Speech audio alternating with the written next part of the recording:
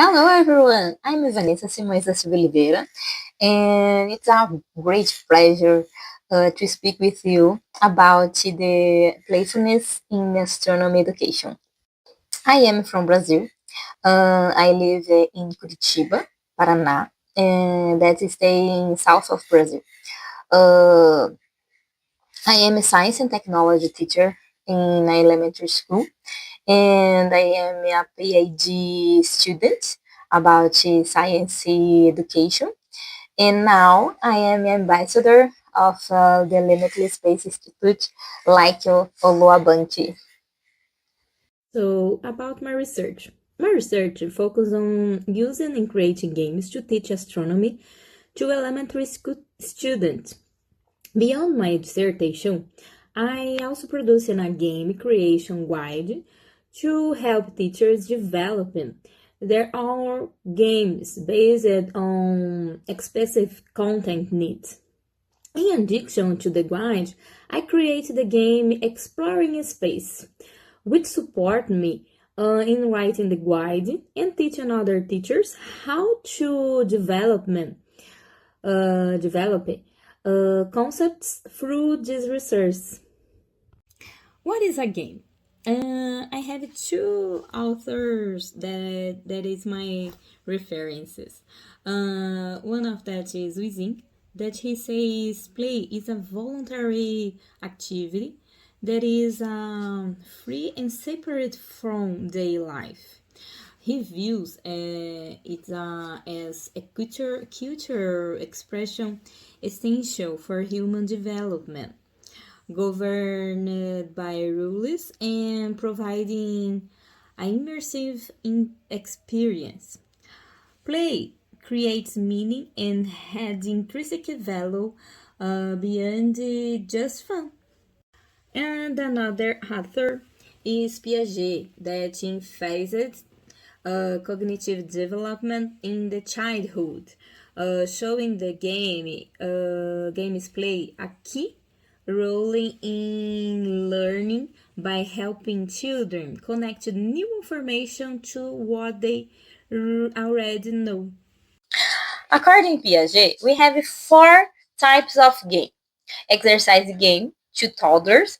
In this time, the kids start to explore the object that she stay in front of them. So they don't know what does this mean. So they test the thing. For that they put in their mouths. They threw out to the ground the things to test to see what happened. After that, the children, how they know, as they know what is the object, they started to represent this like a theater. They do imitation. So about that, the children loves to play imitation the school, imitation your father, your mother, and another careers. And another person they know. So this is a symbol games.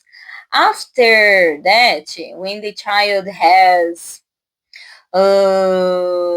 heavy 7 years to now to up, they start to having a good communication with each other. So they started to understand the rules of the life. So they put the rules in your place, and they started to represent something, making strategy to win the game, to do a good dynamic in your play. So the rules is very important to give limits to your play. And we have another type of game that Piaget calls construction game. Construction game, it's look like play with Lego. That the blocks can building something, and so we can represent something, uh, building that and play.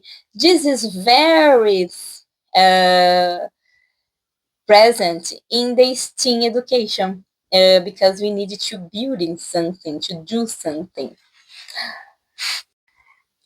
I have two ways to work with playfulness. I work in a game-based learning when I use games to teach some concepts, and now I'm learning how to use this thing with science and technology, engineer and arts and math to teach some subject for my students. So first, let's talk about the board games. How to implement games in the classroom. So we can use the games working with existing games. We can replicate an existing games with the team of our class. We can create a game from beginning, and we can put the students to creating their own games. About working with the existing games, I need to explain that nowadays we have many options about board games to play, and so there are many themes that we can use in our classroom. And these games now we can looking for with the name modern games, because the modern games brings us different mechanics that we can use these mechanics to teach something, some concepts for our students. Uh, but I know that this game is very expensive, at least in Brazil. So it's difficult to us teacher buy these kind of things to use in the school, or we can ask to department to buy uh, board games. But we can replicate these games and put in these games the team that we we think is good. Like me, I use the Ticket to Ride to produce in a game about my city, for example. Ticket to Ride works with many cities, London, New York, about the countries too, our continent. But I did it about Curitiba, for example, and I used something that my city. So I replicate to this, and this is very good game. Another game that I'm replicating is Double. Double is a card game that we have just images. We needed to find the similar images in the cards, different cards. But in this time, we needed to say the name of the image. So I did this for my students learn about the name of devices, like rockets and satellites and other things, and names of planets. So this is a good research to work with them. Create a game from the beginning. This option, we can customize it, our ideas, and you can do uh, the game for our students, for our audience, so to resolve something that they don't know, so the subject they don't they want. So I did the exploring space, my board game, to teach orbits, to teach order of planets, to know about space mission, space travel, to know how difficult it is Uh, to know we can explore astronautics knowledge and the characters of the planets in the solar system.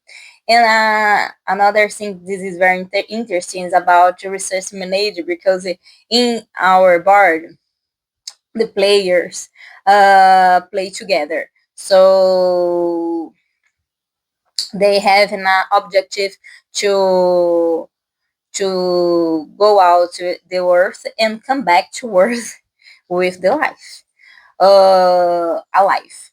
But they have they needed to manage your oxygen and fuel.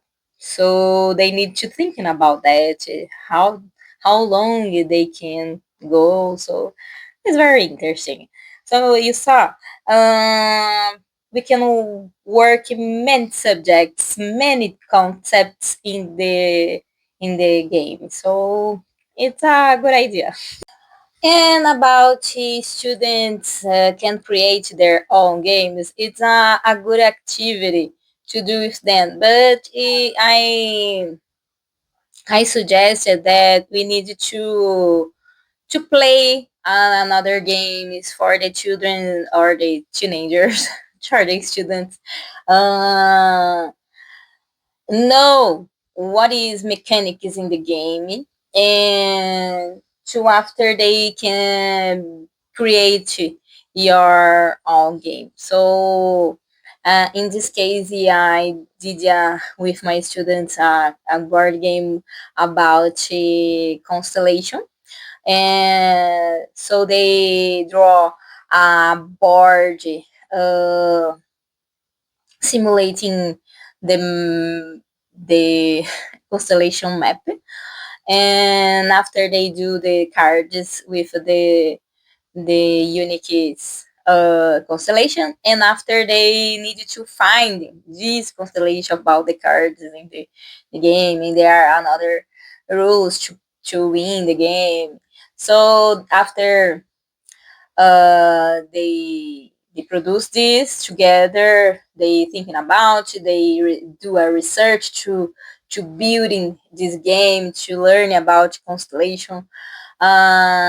So they after that they show about for your another students, and it was a good activity that they learn a lot. So when the students create the game, uh, they learn not only playing this game but creating the game. So it's a good idea to do with your students too.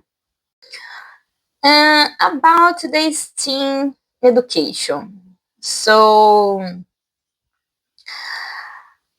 I don't have many experience about the STEAM education. I started to work with STEAM education this year because the Limitless Space Institute. But I need to talk.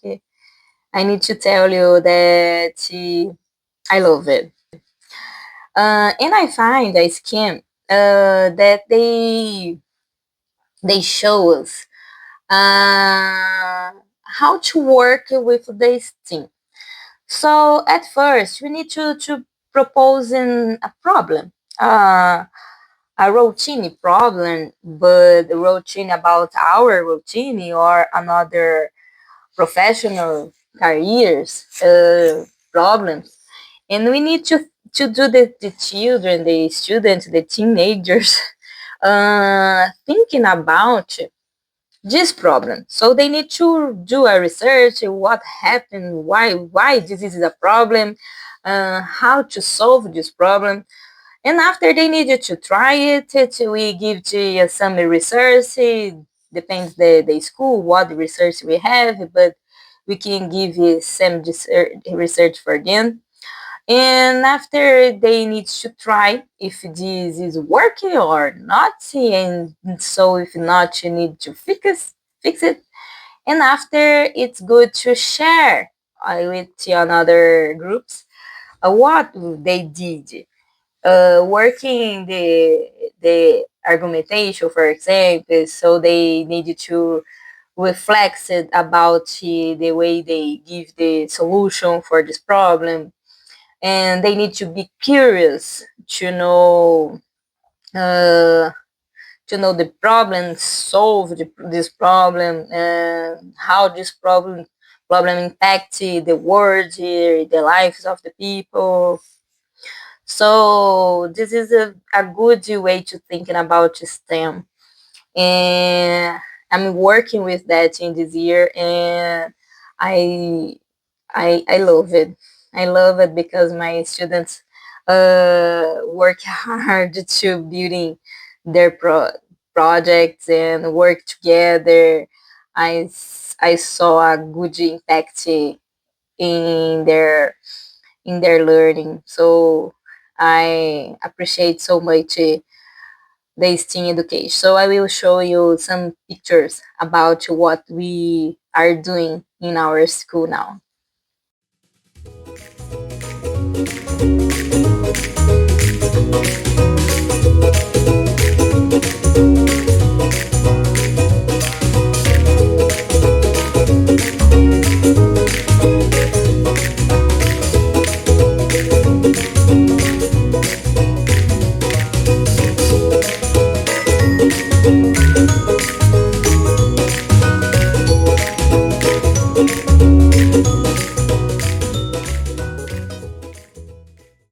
And another experience that we have, it was about our experiment that can be carried out in a micrograph involvement.